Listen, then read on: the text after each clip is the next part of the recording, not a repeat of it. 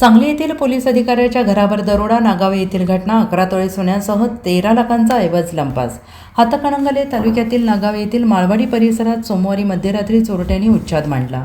एकाच गल्लीतील 3 घरे फोडून सुमारे 13 लाखांचा ऐवज लंपास केला. धक्कादायक बाब म्हणजे सांगली ग्रामीण पोलीस ठाण्यातील सहाय्यक पोलीस निरीक्षक नितीन बाबर यांच्या घराचा समावेश आहे. कायदा आणि सुव्यवस्था राखणाऱ्या पोलिसाचेच घर सुरक्षित नसल्याने परिसरात खळबळ उडालेली आहे.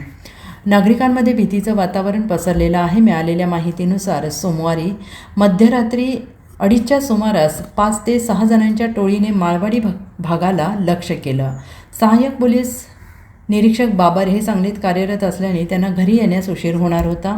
आईवडिलांची झोपमोड होऊ नये म्हणून त्यांनी घराला कुलूप लावून चावी खिडकीत ठेवण्यास सांगितली होती. आईवडील वरच्या मजल्यावर झोपण्यास गेले होते. बाबर कामानिमित्त येऊ शकले नाहीत आणि याचाच गैरफायदा चोरट्यांनी घेतला.